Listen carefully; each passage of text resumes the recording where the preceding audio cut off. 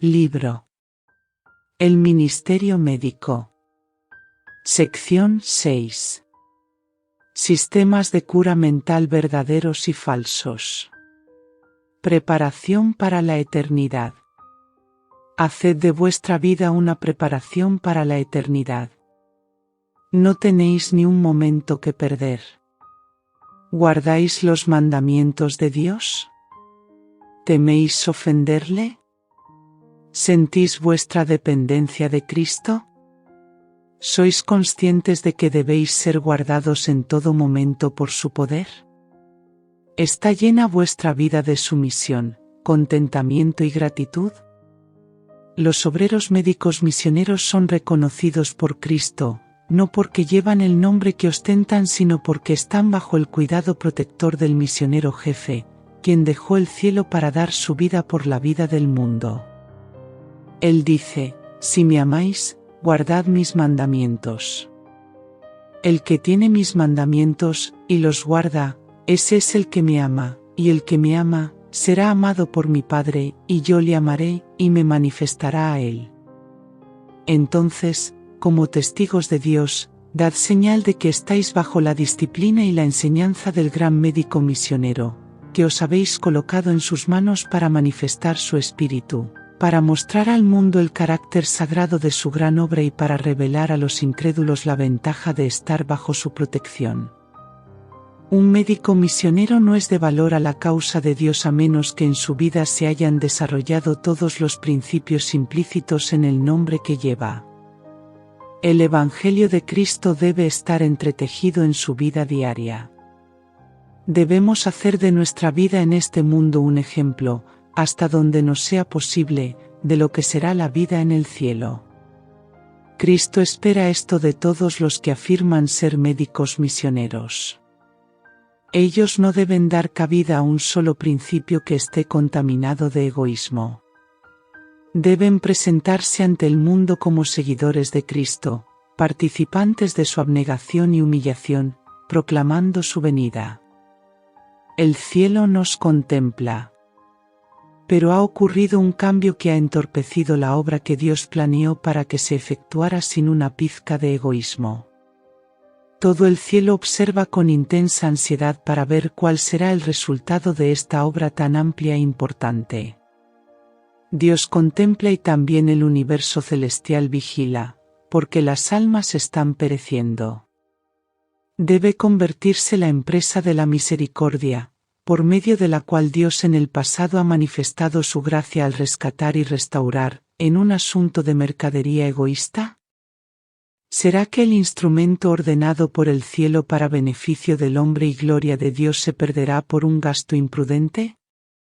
Los que profesan creer en la verdad, ¿utilizarán el medio divino de bendecir para comprar, vender y ganar?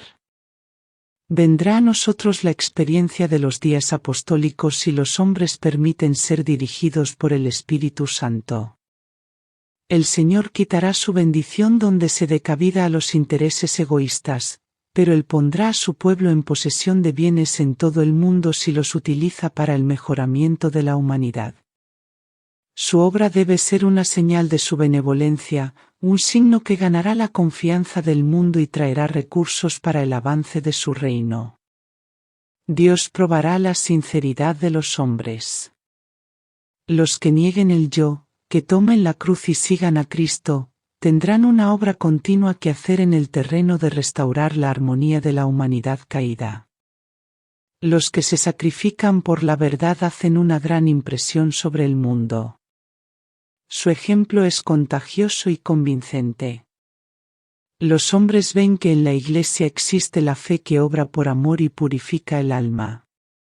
Pero cuando los que profesan obrar en favor de Dios buscan su beneficio personal, retardan grandemente la obra y acarrean deshonra sobre ella. Se debe reconocer la autoridad divina. Nunca abandone la norma verdadera, aunque por aferrarse a ella se convierta en un pordiosero. Dios ha establecido una elevada norma de justicia. Él ha hecho una distinción muy clara entre la sabiduría humana y la divina. Todo el que trabaja del lado de Cristo debe hacerlo para salvar, no para destruir. La política mundanal no debe convertirse en la política de los siervos de Dios. Debe reconocerse la autoridad divina. La Iglesia sobre la tierra debe ser la representante de los principios celestiales. En medio de la terrible confederación de injusticia, engaño, robo y crimen, ésta debe brillar con luz de lo alto. Debe sostenerse, en la justicia de Cristo, contra la apostasía prevaleciente. Nunca abandone la norma verdadera, aunque por aferrarse a ella se convierta en un pordiosero. Dios ha establecido una elevada norma de justicia. Él ha hecho una distinción muy clara entre la sabiduría humana y la divina. Todo el que trabaja del lado de Cristo debe hacerlo para salvar, no para destruir. La política mundanal no debe convertirse en la política de los siervos de Dios. Debe reconocerse la autoridad divina. La Iglesia sobre la tierra debe ser la representante de los principios celestiales. En medio de la terrible confederación de injusticia, engaño, robo y crimen, ésta debe brillar con luz de lo alto. Debe sostenerse, en la justicia de Cristo, contra la apostasía prevaleciente. Sea cual fuere la labor que realicemos, debemos hacerla para Cristo. Hay muchas clases de trabajos temporales que podemos llevar a cabo para Dios. Un incrédulo haría esta labor mecánicamente, por el sueldo que recibe. Él no conoce el gozo de la cooperación con el obrero maestro. No hay espiritualidad en la obra del que sirve al yo. En su vida rigen los motivos comunes, las aspiraciones comunes, las inspiraciones comunes y un deseo de ser considerado inteligente por los demás. Tal individuo puede recibir adulación, pero no de parte de Dios.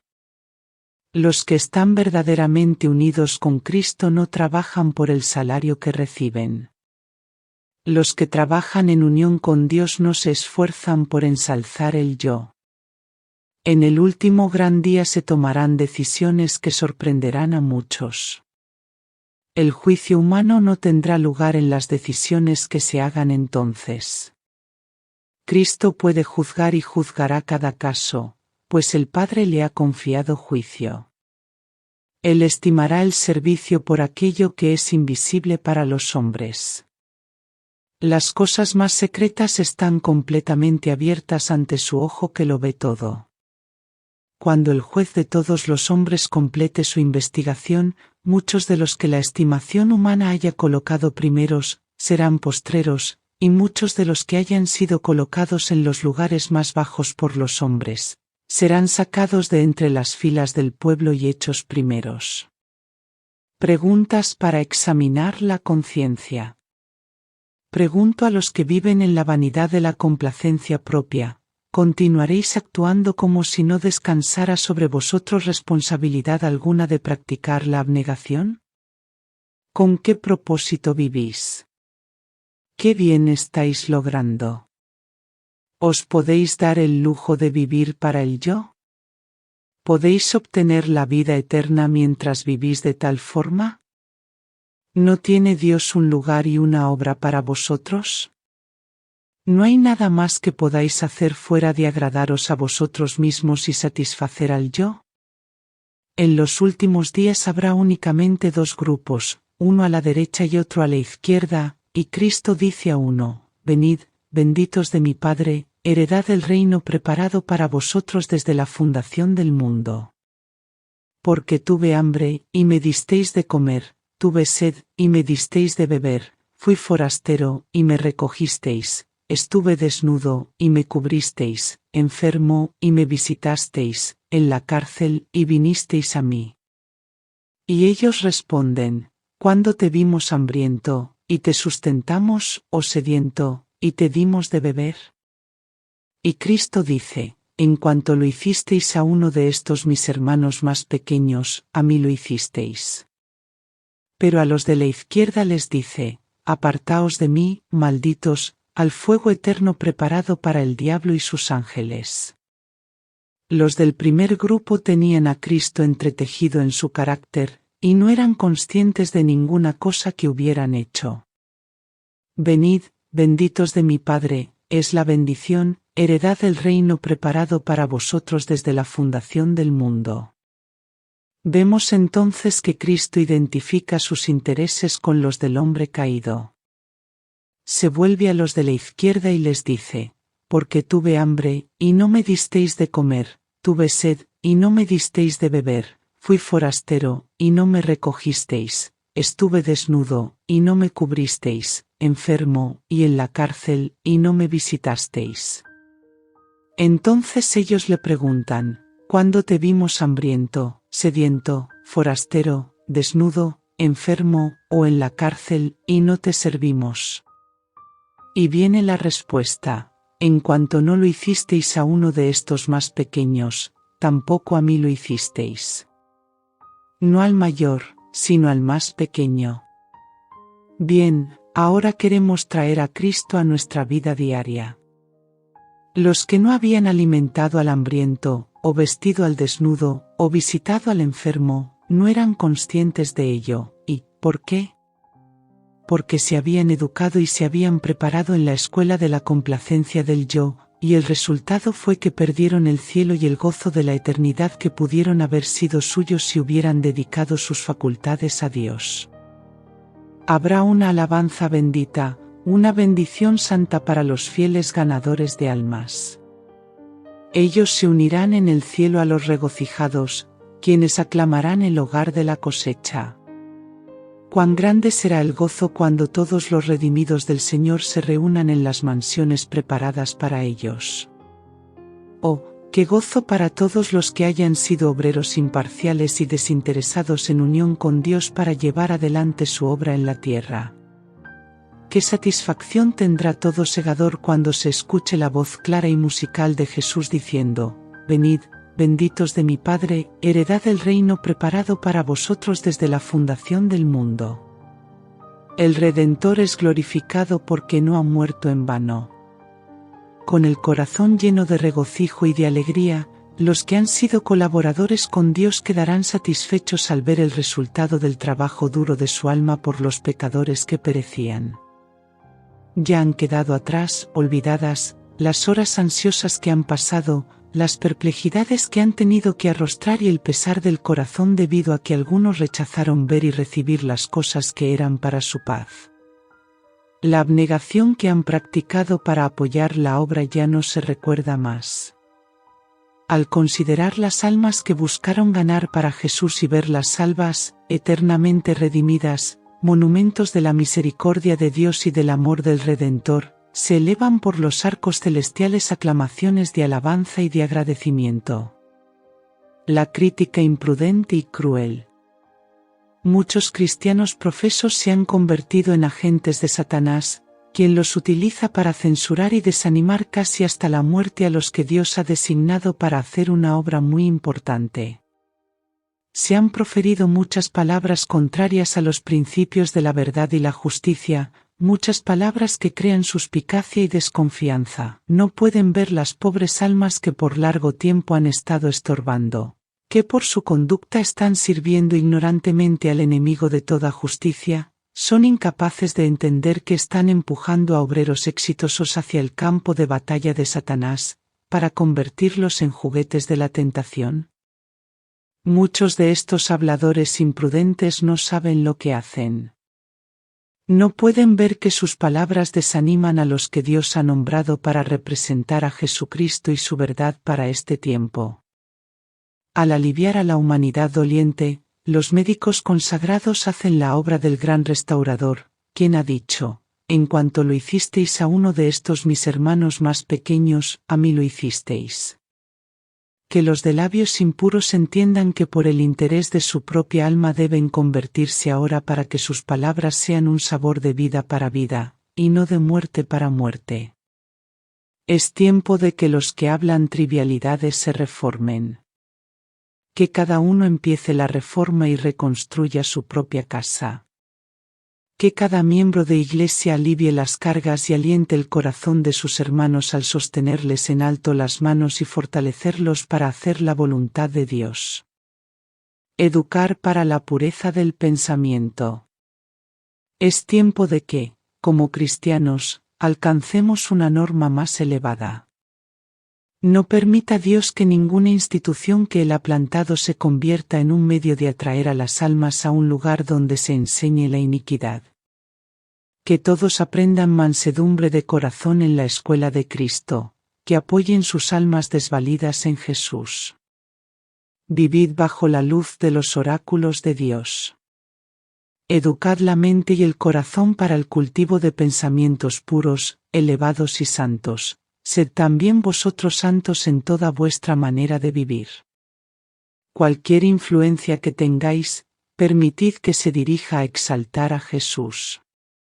A menos que hagáis esto, sois falsos guías, que descarriáis las almas de la verdad, la vida y la luz de la palabra, y, siendo así, mientras más placenteros y atractivos sean vuestros modales, mayor daño causaréis a las almas.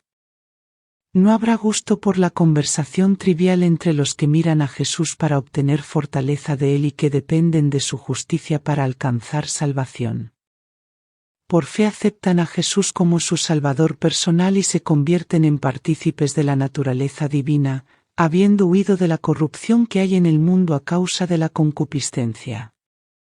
Mientras los hombres y las mujeres de una institución de salud debieran ser amables y corteses, a la vez que se requiere que sean afables y que congenien con todos, deben evitar hasta la apariencia de una familiaridad indebida. Y no solamente deben observar ellos mismos la conducta apropiada más estricta, sino que por precepto y ejemplo deben educar a otros en la modestia y para que eviten relajamiento, burlas, adulación y palabras disparatadas. Cuando se guía a otros a la perdición. Los ángeles de Dios contemplan el desarrollo del carácter. Ellos pesan el valor moral. Si usted dedica sus atenciones a los que no tienen necesidad, les hace daño a esas personas y recibirá condenación en vez de recompensa. Recuerde que cuando por su conversación desciende al nivel de los caracteres frívolos, los está animando en la senda de la perdición. Sus atenciones imprudentes pueden convertirse en la ruina del alma de ellos. Usted degrada sus conceptos de lo que constituye la vida y el carácter cristianos, confunde las ideas de ellos y graba impresiones que nunca se pueden borrar. El daño que de esta forma se ocasiona a las almas que requieren ser fortalecidas, refinadas y ennoblecidas es a menudo un pecado para muerte. Ellos no pueden asociar a estos hombres con las posiciones sagradas que ocupan. Consideran a los ministros y dignatarios de la Iglesia como personas que no son mejores que ellos mismos. Entonces, ¿dónde está el buen ejemplo? Dios hace una apelación a los que se dicen ser cristianos para que eleven la norma de justicia, y se purifiquen como Él es puro. Sed también vosotros santos en toda vuestra manera de vivir. Sí, pues, habéis resucitado con Cristo, buscad las cosas de arriba, poned la mira en las cosas de arriba, no en las de la tierra. Porque habéis muerto, y vuestra vida está escondida con Cristo en Dios. Cuando Cristo, vuestra vida, se manifieste, entonces vosotros también seréis manifestados con Él en gloria. Haced morir, pues, lo terrenal en vosotros, fornicación, impureza, pasiones desordenadas, malos deseos y avaricia, que es idolatría, cosas por las cuales la ira de Dios viene sobre los hijos de desobediencia. Por tanto, ceñid los lomos de vuestro entendimiento, sed sobrios, y esperad por completo en la gracia que se os traerá cuando Jesucristo sea manifestado, como hijos obedientes. No os conforméis a los deseos que antes teníais estando en vuestra ignorancia, pues debéis andar en la luz, mientras tenéis la luz, y si no, como aquel que os llamó es santo, sed también vosotros santos en toda vuestra manera de vivir, porque escrito está, sed santos, porque yo soy santo. satisfechos con un crecimiento lento. Hombres que podrían haber actuado bien si se hubieran consagrado por completo a Dios, si hubieran estado dispuestos a trabajar en forma humilde, ampliando su negocio de a poco y negándose a contraer deudas. Han fracasado porque no han obrado siguiendo directivas correctas. Y luego de meterse en dificultades, han tenido que liquidar como administradores incompetentes. Desearon alivio de la presión financiera y no se detuvieron a considerar los resultados subsiguientes. Los que ayudan a los tales a salir de la dificultad son tentados a atarse con cuerdas tan fuertes, en forma de promesas, que siguen pensando después que son esclavos. Rara vez se libran de la reputación de mala administración y fracaso. A quienes así contraen deuda se me instruye a decir: no os deis por vencidos si estáis actuando con directivas correctas. Trabajad con todas vuestras fuerzas para superar la situación. No cedáis vuestra endeudada institución a una asociación que ya está sobrecargada con deudas. Es mejor que cada sanatorio cumpla con su propia responsabilidad. Prevención de enfermedades. La diferencia entre la prevención y la cura no se ha presentado con suficiente importancia. Enseñad a la gente que es mejor conocer cómo mantenerse bien que cómo curarse de la enfermedad. Nuestros médicos deben ser educadores sensatos, que amonesten a todos contra la complacencia propia, mostrando que la abstinencia de las cosas que Dios ha prohibido es el único camino para prevenir la ruina del cuerpo y de la mente. Enseñanza temprana de la fisiología. El Creador del hombre ha dispuesto la maquinaria viviente de nuestro cuerpo. Toda función fue creada en forma magnífica y sabia. Y Dios mismo se ha comprometido a mantener esta maquinaria humana en acción saludable si el agente humano obedece sus leyes y coopera con Dios.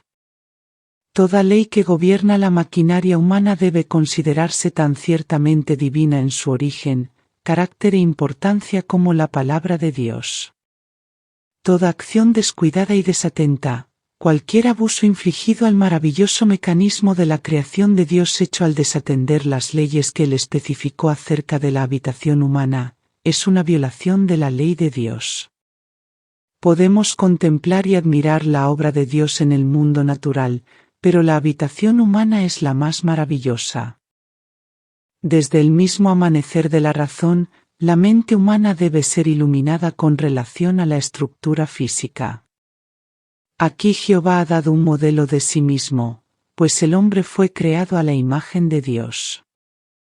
El propósito decidido de Satanás es destruir la imagen moral de Dios en el hombre. Él trata de hacer que la inteligencia humana, el don más noble y elevado del Creador, llegue a ser el agente más destructivo para contaminar con pecado todo lo que toque. Si la mala salud, en una variedad de formas, pudiera ser rastreada hasta sus causas, revelaría ser el resultado seguro del consumo de carne. El reemplazo de las carnes por platos saludables y bien presentados, colocaría a un gran número de enfermos y dolientes en una situación clara de recuperación de su salud, sin el uso de fármacos. Pero si los médicos alientan a sus pacientes inválidos a mantener una dieta a base de carne, entonces se hará necesario el uso de medicamentos. Los fármacos siempre tienen una tendencia a quebrantar y destruir las fuerzas vitales, y la naturaleza se imposibilita de tal forma en sus esfuerzos que el inválido muere, no porque debía morir, sino porque la naturaleza fue violentada. Si se la hubiera dejado sola, habría ejercido los mayores esfuerzos para preservar la vida y la salud. La naturaleza no necesita de la ayuda que muchos afirman haberle dado. Quitad las cargas que se han colocado sobre ella, de acuerdo con las costumbres de la moda de esta época, y veréis en muchos casos que la naturaleza se aliviará a sí misma. El uso de medicamentos no es favorable ni natural a las leyes de la vida y la salud. La medicación con fármacos da a la naturaleza dos cargas que superar en lugar de una. Tiene dos serias dificultades que vencer, en vez de una. Hay ahora una necesidad verdadera, aun entre los médicos y los reformadores en el área del tratamiento de la enfermedad, que hagan mayores esfuerzos para llevar adelante y arriba la obra por ellos mismos, y que instruyan a los que esperan que ellos, con su habilidad médica, averigüen la causa de sus enfermedades. Debieran llamar su atención de una manera especial a las leyes que Dios ha establecido, las cuales no se violan impunemente. Se espacian demasiado en los efectos de la enfermedad, pero, en general, no llaman la atención a las leyes que uno debe obedecer en forma sagrada e inteligente para prevenir la enfermedad. La obediencia a las leyes de la naturaleza. A los débiles y dolientes hay que educar línea sobre línea, precepto tras precepto, un poquito aquí y un poquito allá, hasta que respeten y obedezcan la ley que Dios ha dado para controlar el organismo humano. Los que pecan contra el conocimiento y la luz, y se vuelven a la habilidad de un médico que les administre medicamentos estarán perdiendo constantemente su asidero a la vida. Cuanta menos dosificación de fármacos haya, más favorable será la recuperación de la salud. El medicamento, en lugar de ayudar a la naturaleza, está entorpeciendo continuamente sus esfuerzos. Ellos no investigan acerca de sus antiguos hábitos de comer y beber, ni toman nota especial de sus hábitos errados que por muchos años han estado cimentando la enfermedad. El médico consciente debiera estar preparado para iluminar a los que están en la ignorancia, y recetarles con sabiduría excluyendo de su alimentación las cosas que él sabe que son erróneas. Él debe enseñar con claridad las cosas que considera perjudiciales para las leyes de la salud, y dejar que estos enfermos obren a conciencia haciendo personalmente lo que puedan, y así ponerse en relación correcta con las leyes de la vida y la salud. Cuando hagan lo mejor que sepan para preservar la salud, basados en una conciencia iluminada, entonces pueden mirar con fe al gran médico, quien es el sanador tanto del cuerpo como del alma. La complacencia propia es causa de enfermedad. Algunos no tienen el valor moral para caminar rectamente en el temor del Señor. Hay una complacencia egoísta constante en las cosas que son peligrosas tanto para el alma como para el cuerpo, aun entre quienes están informados acerca de las leyes de la vida y de la salud. Hay intemperancia en la alimentación y en la mucha variedad de alimentos que se ingieren en una sola comida. En la preparación de las comidas hay mezclas no saludables que fermentan en el estómago y causan gran agotamiento. Sin embargo, siguen perseverando en su complacencia, lo cual coloca el fundamento para numerosas dificultades. Si estas personas tuvieran dominio propio y educaran su gusto para consumir solamente lo que el estómago maltratado pueda asimilar con seguridad, se ahorrarían grandes gastos en cuentas médicas y evitarían grandes sufrimientos. La gracia de Dios siempre es reformadora. Todo ser humano está en una escuela, donde debe aprender a abandonar prácticas dañinas y percatarse de lo que puede hacer por sí mismo. Los que ignoran estas cosas, los que no toman la precaución de respirar aire puro y tomar agua pura, no pueden estar libres de la enfermedad. Tienen el organismo contaminado y la estructura humana dañada. Tales personas son descuidadas, imprudentes, presuntuosas y suicidas. El conocimiento está esparcido a su paso, pero se niegan a recoger los rayos de luz diciendo que dependen de Dios. ¿Pero hará Dios las cosas que Él ha dejado para que ellos hagan? ¿Suplirá Él el descuido de ellos? Dejará de notar su ignorancia voluntaria y hará grandes cosas a su favor, restaurándoles el alma, el cuerpo y el espíritu, mientras ignoran los agentes más sencillos, cuyo uso les devolvería la salud. Mientras día a día complacen su apetito comiendo lo que les acarrea enfermedad, ¿pueden esperar que el Señor obre un milagro para restaurarlos? Esta no es la forma como el Señor procede. Al actuar así, hacen del Señor alguien como ellos. La fe y las obras van juntas. Que cada cual examine su propio corazón, para ver si no está dando cabida a lo que le es realmente dañino, y en lugar de abrir la puerta del corazón para dejar entrar a Jesús, el sol de justicia, se está quejando por la escasez del Espíritu de Dios. Que éstos busquen sus ídolos y los arrojen lejos. Que corten toda complacencia contraria a la salud en su comida, en su bebida. Que pongan en armonía su práctica diaria con las leyes de la naturaleza. Al hacerlo así, y también creerlo, se creará una atmósfera alrededor del alma que tendrá sabor de vida para vida.